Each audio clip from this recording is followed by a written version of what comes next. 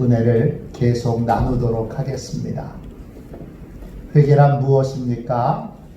회개는 겉모양이 달라지는 게 아니라 마음이 달라지는 것입니다. 죄를 미워하게 되고 하나님을 사랑하게 되는 것입니다. 왜 회개해야 합니까? 회개해야 하나님의 은혜 속으로 들어갈 수 있기 때문입니다. 회개해야 복음의 진리를 깨달을 수 있기 때문입니다. 왜 회개해야 합니까? 다른 사람이 대신해 줄 수 없기 때문입니다. 왜 회개해야 합니까? 회개해야 새로운 삶이 열리기 때문입니다. 어떻게 해야 회개할 수 있습니까? 성령 하나님의 도움을 받아야 합니다. 성령 하나님은 우리를 어떻게 도우십니까? 우리를 따스한 품에 우리를 꼭 안아주십니다. 성령님께서 안아주실 때 우리의 마음을 찌르는 말씀 앞에서도 부드러운 마음을 가질 수 있습니다. 성령님이 품어주실 때 우리는 참된 회개를 향한 간절함과 목마름을 가질 수 있습니다. 또 내가 어떤 부분에서 고쳐지고 어떤 부분에서 바뀌어지고 어떤 부분에서 달라져야 하는지 성령 하나님이 품어주실 때 비로소 내가 보입니다. 그러면 나는 어떤 회개의 길을 걸어야 합니까? 감리교를 시작한 존 웨슬리 목사님은 1741년 옥스퍼드 안에 있는 위선 하이포크러시 인 옥스퍼드라고 하는 설교에서 회개에 대해서 이렇게 말씀하셨습니다. 회개는 하나의 일이 아니라 여러 가지 요소들로 이루어져 있습니다. 다음과 같은 것들이 회개의 범위 안에 들어 있습니다. 죄를 슬퍼함, 하나님의 손 아래에서 겸손함, 죄를 미워함, 죄의 고백, 간절한 하나님의 자비를 구함, 하나님의 사랑에 대한 확신, 죄를 멈춤, 순종을 삶의 목표로 정함, 부정한 방법으로 모은 것들을 배상함, 이웃들의 죄를 용서함, 자비와 구제 사역에 힘씀 등입니다. 웨슬리 목사님이 회개 행위로 열거한 것만 11가지입니다. 여러분, 회개는 하나의 행위가 아닙니다. 존 웨슬리 목사님은 누구보다 회개에 대한 많은 체험이 있었습니다. 그는 미국 조지아주에 선교를 떠났다가 실패했습니다. 실패하고 돌아왔을 때 그는 그의 일기장에 이렇게 기록해 놓았습니다. 1738년 1월 29일의 일기입니다. 나는 복음을 조지아주의 인디안에게 전하기 위해 고국을 떠난 지 2년 4개월 만에 돌아왔다. 그러나 그 기간 동안에 나 자신이 배운 것은 무엇인가? 도대체 다른 사람들을 회개시켜 구원하러 미국에 갔던 나 자신은 정작 회개하지 못했던 것은 아닌가? 그는 선교의 실패로 참된 회개에 대한 갈망을 마음에 품게 됩니다. 그래서 회개에 대하여 성령님의 많은 가르침을 받습니다. 웨슬리 목사님은 성도들이 회개를 잘 이해할 수 있도록 회개를 2가지로 구분합니다. 이렇게 구분하는 분은 웨슬리 목사님부터 시작됐습니다. 구원하기 위한 회개와 구원받은 이후의 회개가 있습니다. 회개는 2가지입니다. 구원받기 위한 회개와 구원받은 이후의 회개입니다. 구원받기 위한 회개는 어떤 것입니까? 죄사함 받기 위해 죄를 깨닫고 십자가의 은혜를 믿음으로 받아들여 죄사함을 받는 것입니다. 그러면 구원받은 이후의 회개는 어떤 것입니까? 존 웨슬리 목사님은 성서적인 구원의 길이라고 하는 설교에서 구원받은 이후의 회개를 이렇게 설명해 줍니다. 구원받은 이후의 회개는 구원받기 이전의 회개와 완전히 다릅니다. 구원받은 이후의 회개는 죄책감, 저주, 하나님의 진노를 두려워하지 않는 상태에서 이루어집니다. 이 회개는 하나님의 은혜에 대한 의심이나 공포스러운 두려움에서 시작되는 것이 아닙니다. 이 회개는 성령의 역사입니다. 우리 마음에 여전히 남아있는 죄와 욕적인 생각을 깨닫게 되는 것입니다. 이 회개는 악으로 기우는 우리의 성향과 타락으로 기울어지는 우리의 마음을 자각하는 것입니다. 여러분, 회개는 구원받기 전 단계에서만 이루어지는 것이 아닙니다. 예수님을 알고 구원받은 이후에도 우리는 회개의 삶을 살아야 합니다. 성령님이 알려주시는 회개는 구원으로 들어가는 문이고, 동시에 성령님과 함께 내가 새롭게 빚어지는 것입니다. 예레미야서에 보면 토기장이의 비유가 나옵니다. 예레미야 18장 3절 4절입니다. 내가 토기장이의 집으로 내려가서 본즉 그가 농노로 일을 하는데 진흙으로 만든 그릇이 토기장이의 손에서 터짐에 그가 그것으로 자기의 의견에 좋은 대로 다른 그릇을 만들더라 했습니다. 하나님은 토기장이시고 성도들은 하나님의 손에 놓여진 진흙입니다. 성도들이 영혼과 인생을 하나님의 손에 맡기는 순간부터 하나님께서는 성도들을 하나님의 뜻에 맞는 그릇으로 새롭게 빚으십니다. 이 빚어지는 전 과정을 우리가 회개의 과정이라고 부를 수 있습니다. 성령 하나님은 우리를 회개의 과정으로 이끄십니다. 이 회개의 과정을 통해 완전히 새로운 나로 변화됩니다. 성령 하나님은 회개의 과정을 통해 내 마음에 있는 굽어있는 부분, 꼬여있는 부분, 비합리적인 부분, 공정하지 못한 부분들을 고쳐주십니다. 그래서 하나님이 쓰시기에 좋은 그릇으로 우리를 만드십니다. 우리는 성령님의 인도하심을 따라야 합니다. 성령님의 인도하심을 따라서 이 회개의 과정에 참여하십시오. 이것이 회개입니다. 할렐루야. 여러분, 앞으로 몇 주 동안 회개의 과정이 어떻게 이루어지는지를 함께 살펴보도록 하겠습니다.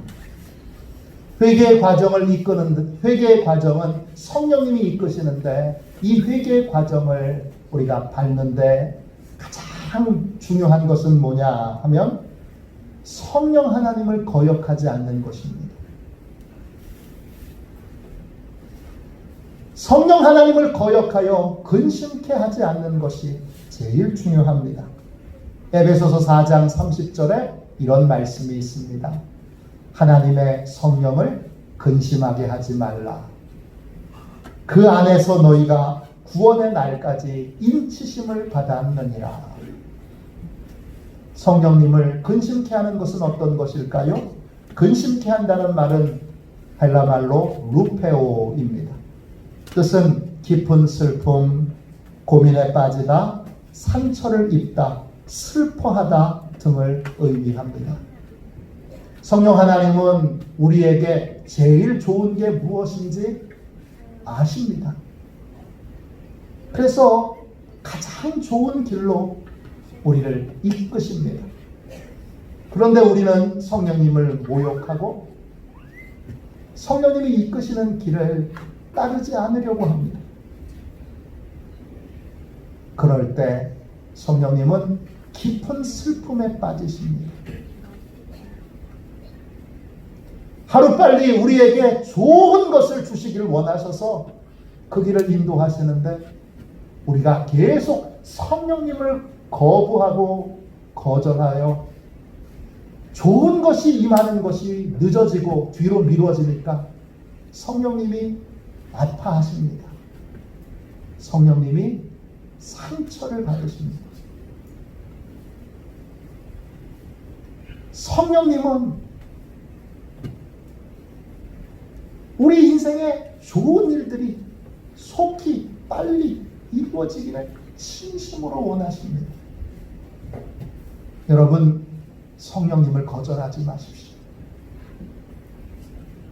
성령님을 거부하지 마십시오. 제발 그만 성령님을 여러분 모욕하는 일들을 멈추십시오. 우리는 회개의 과정을 이끄시는 성령님께 순종해야 합니다. 그래야 회개의 과정으로 우리가 아름다운 모습으로 새롭게 빚어질 수 있습니다. 할렐루야. 그러면 성령 하나님은 우리를 어디로 인도하십니까? 첫 번째, 말씀을 깨닫는 자리로 인도하십니다. 여러분 37절 말씀 보세요. 제가 읽겠습니다. 그들이 이 말을 듣고 마음에 찔려 베드로와 다른 사도들에게 물어 이르되 형제들아 우리가 어찌할꼬 하거늘 그랬습니다. 성령 하나님은 말씀을 깨닫는 자리로 우리를 인도하세요. 말씀을 깨달으면 내가 보입니다. 말씀을 깨달으면 이전에 보이지 않던 내 죄가 보입니다. 내 허물이 보입니다. 그러면 어떻게 되죠? 아픕니다. 괴롭습니다. 말씀이 나를 찌릅니다. 찌른다라는 말 카타누소입니다. 뜻은 뭐죠? 송곳 같은 걸로요. 여러분 위에서 아래로 내리 찍는 겁니다. 내 마음이 말씀의 송곳으로 계속 그냥 슬쩍 찌르는 게 아니라 맹렬하게 내 마음이 말씀으로 막 심하게 그렇게 찔려지는 것. 그러니까 얼마나 아프겠습니까? 회개의 설교를 듣는다는 건 여러분 너무 힘든 일입니다. 3주째 회개의 설교를 듣고 있습니다. 표현하지 않아도 여러분이 얼마나 힘든지 잘 압니다. 똑같은 말씀을 설교 코칭 모임에 가서 목사님들과 나누면 목사님들도 회개에 관한 말씀에서 여기까지 들어본 적이 없다고 고백하시는 분들이 많습니다. 그러면서 놀랍니다. 아니 이런 설교를 교인들이 듣고 계세요? 여러분들은 정말 대단한 분들이고 귀한 분들입니다. 성령님이 허락하셔서 이 설교를 할 수 있게 된 겁니다. 이렇게 힘든 설교를 여러분이 견뎌내고 계시니까 참 대단한 분들입니다. 그런데 이런 사실도 좀 기억해 주십시오. 말씀을 전하는 저도 괴롭고 힘듭니다. 성령님이 말씀으로 여러분만 찌르시겠습니까? 말씀을 묵상할 때 준비하는 저도 계속 성령님이 찌르고 또 찌르고 또 찌르십니다. 저도 아픕니다. 저도 괴롭습니다. 저도 힘듭니다, 여러분. 여러분에게 부담이 되지 않는 설교를 간절히 하고 싶습니다. 그런데 성령 하나님이 허락하지 않으십니다. 왜 그렇지요? 여러분, 회개 과정을 거쳐야 그래야 진짜 새로운 길이 열리기 때문입니다. 부담 없는 말씀으로는 구원의 기쁨과 감격을 체험할 수 없기 때문입니다. 부담 없는 말씀으로는 여러분, 새로운 인생이 열리지 않기 때문입니다. 웨슬리 목사님께서 누가 복음적인 목사인가 이런 제목으로 글을 쓰신 게 있습니다. 웨슬리 목사님이 목회하시던 때도 지금처럼 성도들이 복음적인 목사를 간절히 찾고 있습니다. 웨슬리 목사님은 이렇게 표현하십니다. 부자나 가난한 자나 유식한 자나 무식한 자나 다 탄식하며 진정으로 복음적인 목사를 찾으려고 애쓰고 있습니다. 어떤 분이 복음적인 목사입니까?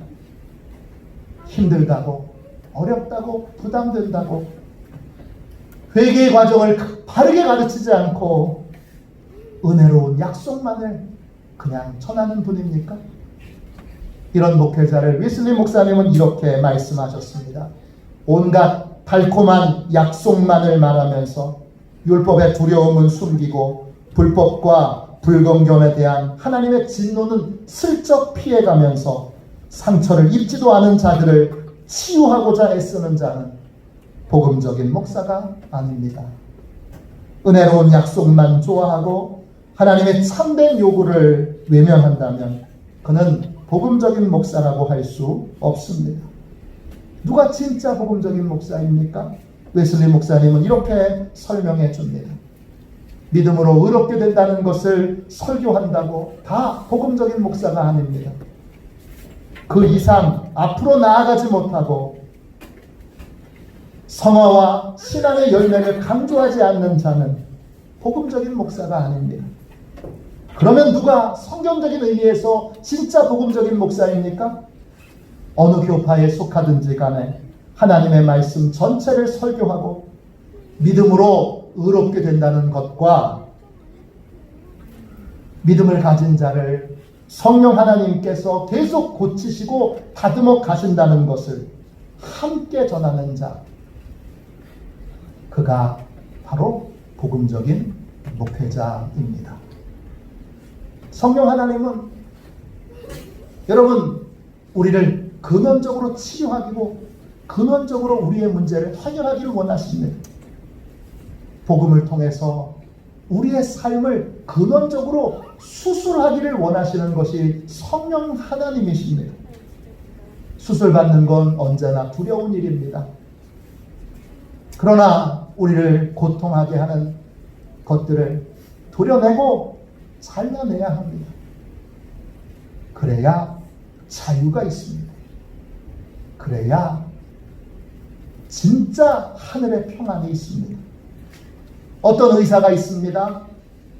이 의사는 수술이 필요한 환자에게 고통을 잠시 잊게 만드는 진통제만을 계속 줍니다. 어떤 환자가 있습니다. 이분은 자신이 수술받아야 될 사람이라는 걸 압니다. 그런데 수술이 너무 두렵습니다. 그래서 계속 의사에게 진통제만을 요구합니다. 우리는 이런 의사, 이런 환자가 돼서는 안 됩니다. 아파도 괴로워도 성령님께 내 인생을 수술해 주십시오. 이렇게 맡겨드려야 합니다. 여러분만 성령님이 수술하시는 거 아닙니다. 저도 말씀을 준비하면서 성령님이 계속 목사답지 못한 부분, 주의종답지 못한 부분, 그걸 도려내고 잘라내고 수술하고 계십니다. 어떤 분은 말합니다. 아유, 세상에서 힘들고 괴로워서 위로받기 위해 교회 나왔는데 왜 교회까지 와서 이 괴로운 얘기를 들어야 합니까? 왜 들어야 하지요? 그래야 참된 은혜의 길, 참된 기쁨의 길, 참된 평안의 길이 열리기 때문입니다. 수술 받아야 참 자유와 참 기쁨을 얻을 수 있습니다. 잠시의 괴로움은 진짜 기쁨을 얻기 위한 과정일 뿐입니다. 괴로움과 고통의 터널을 통과하면 진짜 기쁨을 맛보게 될 줄로 믿습니다. 그래서 성령 하나님은 말씀을 깨닫는 자리에서 우리를 괴롭게 하세요. 죄를 시인할 때까지 우리를 말씀으로 계속 찌르세요. 여러분, 사도행전 2장 40절 말씀 보세요. 또 여러 말로 확증하며 권하여 이르되 너희가 이 패역한 세대에서 구원을 받으라 하니, 성령님의 수술을 받기 전까지 우리는 패역한 세대입니다. 패역하다는 말, 헬라말로 스콜리오스입니다. 뜻은 굽었다, 심술궂다, 성미가 꼬여있다, 비합리적이다, 공정치 못하다, 이런 뜻입니다. 내 안에는 성령님이 보시기에 수술해야 될 부분이 많습니다. 굽은 부분, 꼬인 부분, 비합리적인 부분, 공정하지 못한 부분들이 많습니다. 그런 부분들을 말씀으로 수술하시기 위해 성령님이 말씀을 깨닫는 자리로 우리를 부르십니다. 그때 여러분, 회개의 과정을 밟으려면 그 부담스러운 말씀을 듣는 자리에서 도망치지 마셔야 됩니다. 아파도 괴로워도 말씀으로 수술시켜 주십시오. 주님, 저는 근원적으로 치료되기를 원합니다. 심통제 맞는 걸로 만족할 수 없습니다. 더 깊은 차원의 치유와 회복이 있기를 원합니다. 그렇게 구하며 괴로운 그 자리에서 계속 말씀으로 수술시켜 주시도록 성령님께 나를 맡겨야 합니다.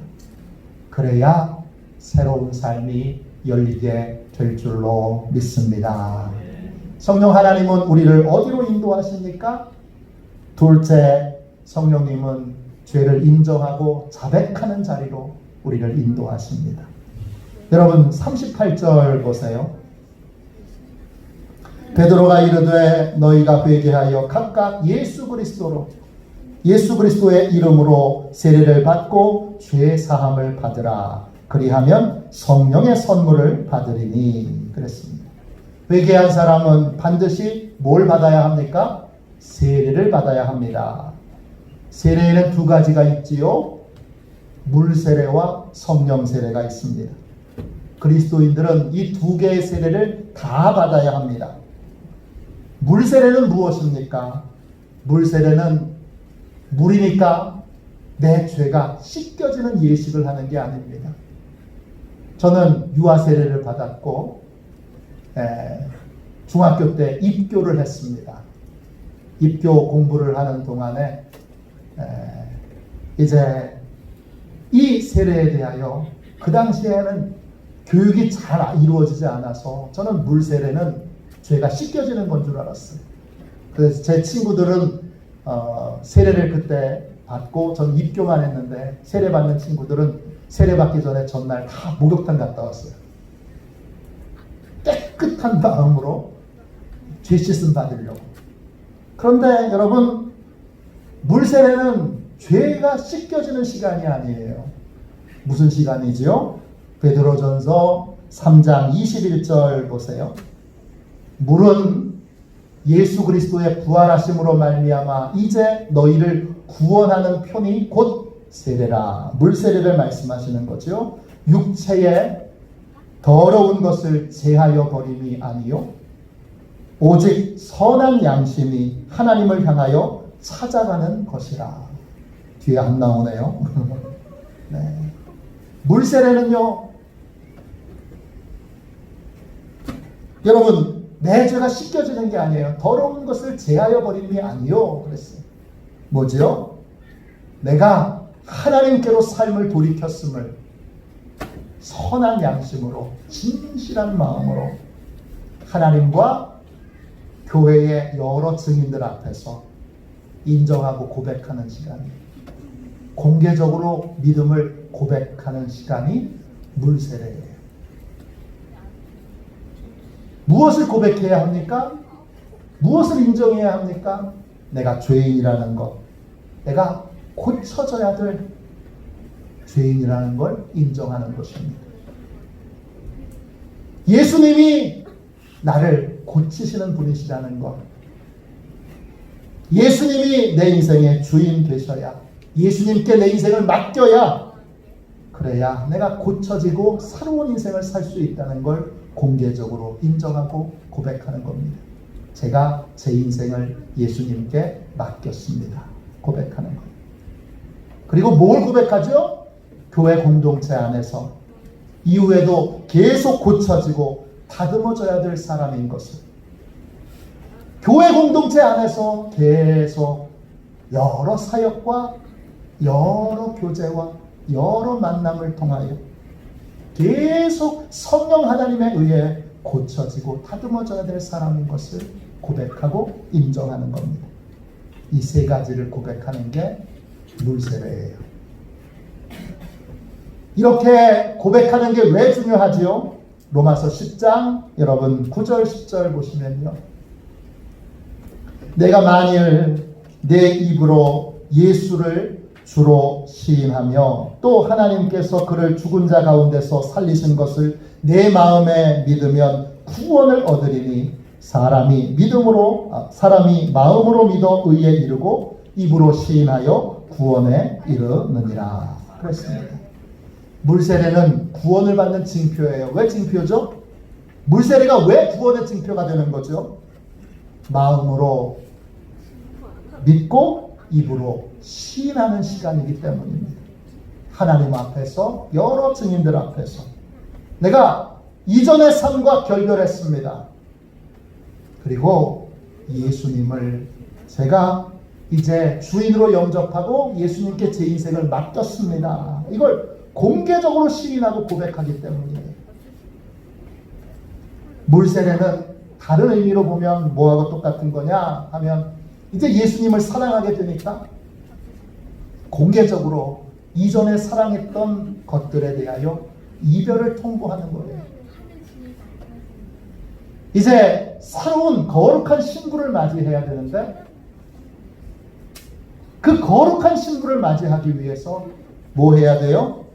이전에 사랑해왔던 옛 애인들에게 이제 만나지 말자, 이제 영원히 헤어지자, 그리고 이별 통보를 하는 거예요.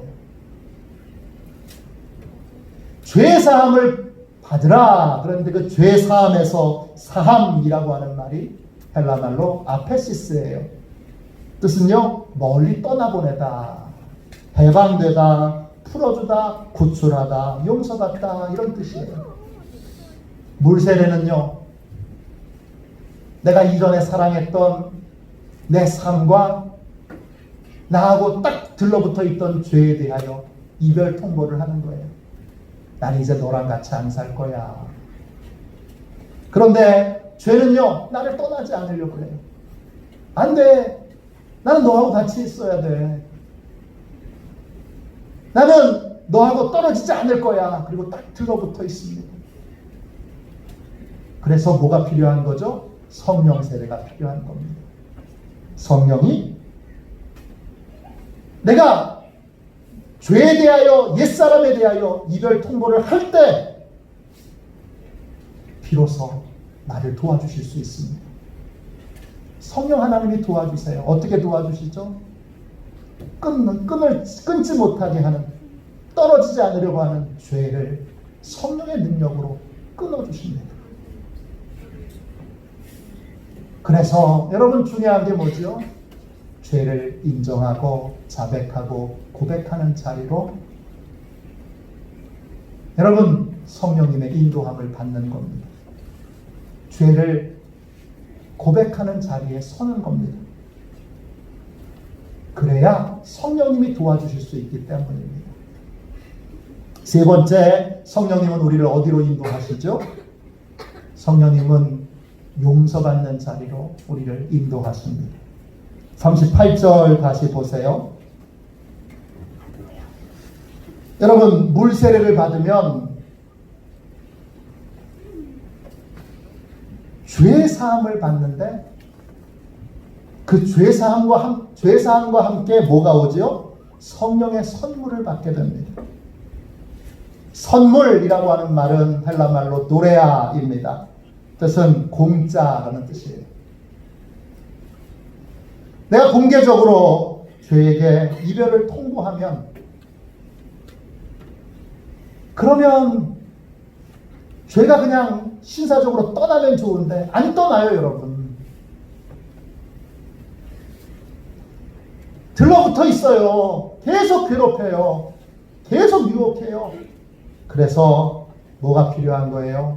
공짜로 주시는 성령님의 선물이 필요한 거예요.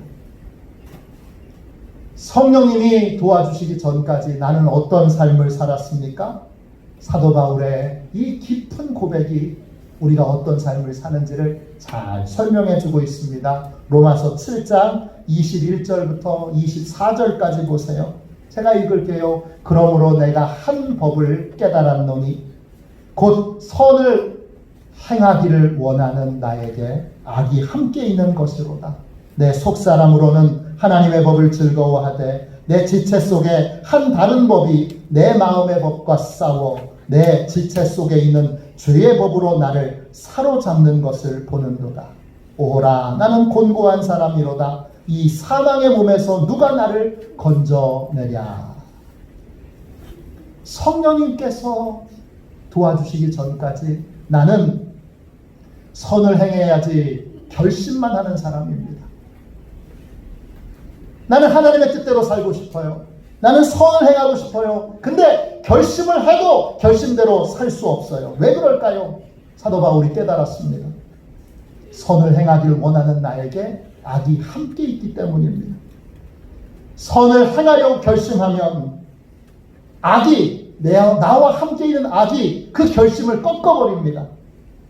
그래서 늘 결심만 하고 선을 행할 수 없는 인생이 됩니다. 그런데 내가 물세례를 받고 죄를 자백하게 되면 그 순간부터 성령님이 함께 하셔서 지긋지긋하게 나와 함께 있던 악이, 나와 함께 있던 죄가 끊어지도록 그렇게 도와주십니다. 역사해 주십니다. 죄가 끊어지도록 성령님이 도와주시는 자리가 어디죠? 십자가입니다. 십자가에서 내 죄값이 이미 다 치러졌다는 걸 깨우쳐 주십니다. 십자가의 은혜로 내가 다른 거 어떤 것도 할 것 없이 이제 더 이상 죄에게 종노릇할 필요가 없음을 깨우쳐 주십니다. 깨닫기만 하시는 것이 아닙니다. 능력으로 이제 죄가 더 이상 내 인생의, 내 삶의 주인 노릇하지 못하도록 그렇게 능력으로 옛 주인을 내 삶에서 끊어버리십니다. 이것이 성령의 주시는 첫 번째 선물입니다. 여기에 기쁨이 있습니다. 여러분, 여기에 감격이 있습니다. 이 기쁨과 감격은요, 세상에 어떤 거하고도 비교할 수 없습니다. 우리 성령 하나님은 값없이 우리에게 말씀을 깨닫고 죄를 자백하는 자리에 선 모든 자에게 이 놀라운 선물을 주십니다. 죄에서 자유를 얻는 이 놀라운 선물을 다 받으시기를 주님의 이름으로 축원합니다. 성령님은 우리를 회개의 과정으로 인도하십니다. 여러분, 성령님의 그 인도하시는 것에 여러분 순종하십시오. 거역하지 마십시오. 말씀으로 우리를 깨우쳐 주실 때 힘들고 괴로워도 여러분 변화되어야 됩니다. 변화되지 않으면 우리는 망합니다. 성령님이 수술시켜 주시도록, 말씀으로 수술시켜 주시도록 견뎌내야 합니다. 또 깨우쳐 주시면 공개적으로 자백하고 고백하는 자리에 서야 합니다. 내가 이전에 사랑하던 죄에게 이별 통보를 해야 합니다. 너는 더 이상 내가 사랑하는 대상이 아니라고 여러분 이별을 통보해야 합니다. 더 이상 죄를 섬기지 않겠노라고 공개적으로 고백해야 합니다. 그러면 성령님이 도와주십니다. 성령님이 붙들어 주십니다. 성령님이 책임져 주십니다. 그 사유를 얻는 그 자리가 예배의 자리, 십자가가 있는 바로 이 자리입니다. 여러분, 이 놀라운 은혜, 이 놀라운 회개의 과정으로 성령 하나님은 우리를 새롭게 하십니다. 우리는 다 공사 중이지요. 여러분, 공사하는 곳에 가면 이러한 안내 표지판이 있습니다. 공사 중, 통행에 불편을 드려서 죄송합니다. 그렇게 적혀 있어요. 우리 다 공사 중이지요. 목사인 저도 부끄럽지만 완성되지 못하고 여전히 공사 중입니다. 공사 중에 불편을 끼쳐드려서 대단히 죄송합니다. 그러나 소망을 갖습니다. 왜냐?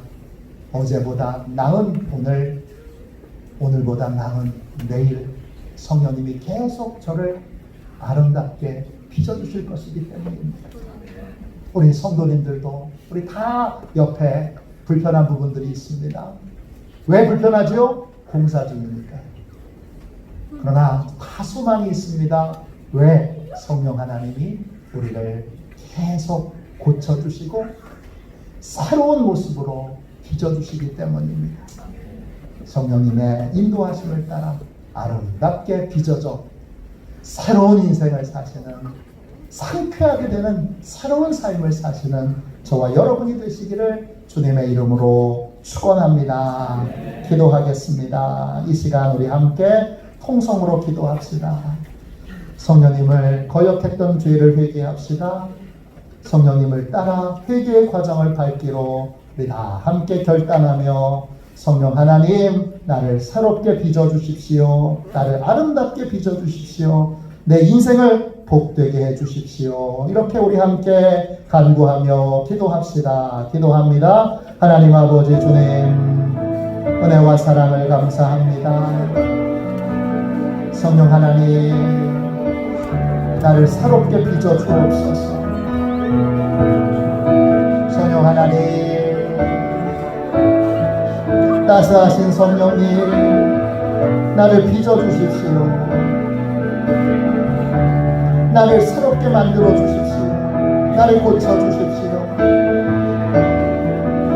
성령님, 말씀으로 찌르실 때 너무 아파요. 너무 힘들어요. 너무 괴로워요. 그러나 주님, 그 돈을 치료하시려고 하는 성령 하나님을 신뢰합니다. 주님, 멈추지 말아주세요. 고쳐주세요. 수술시켜주세요. 새로운 사람이 되게 해주세요. 새로운 목사가 되게 해주세요. 새로운 교회가 되게 해주세요. 새로운 인생을 살게 해주세요. 성령 하나님, 품어 주시옵소서.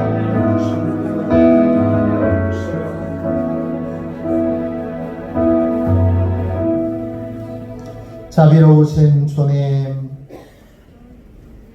새롭게 되기를 원합니다. 새롭게 되기를 원하면서 수술받기는 거부하고 성령님의 인도함을 따르기를 거절하고 성령님을 모욕했던 모든 죄를 자백합니다. 회개합니다. 이제 말씀으로 찌르실 때 아픕니다. 괴롭습니다. 그래도 주님, 멈추지 말아 주십시오. 계속 찔러 주십시오. 자백할 때까지, 인정할 때까지 찔러 주십시오. 고쳐질 때까지, 수술을 받아 완쾌될 때까지 성령 하나님 멈추지 말고 우리를 계속 치료하여 주옵소서. 새롭게 되길 원합니다. 존귀케 되길 원합니다. 복되길 원합니다. 진정한 복음 안에 있는 자유와 기쁨과 평안을 체험하며 누리기 원합니다. 복음이 내 것이 되기를 원합니다. 주님, 죄에서 자유케 되는 그 자유가 내 것이 되기 원합니다. 상쾌하게 되는 새로운 인생을 살기 원합니다. 주님, 멈추지 말아 주옵소서. 예수님, 우리 교회 귀한 교회입니다. 모든 성도들 축복하셔서 이 아름답고 귀한 교회가 풍성한 자유와 기쁨을 누리는 주님 축복의 교회가 되게 하여 주옵소서. 예수님의 이름으로 기도합니다. 아멘.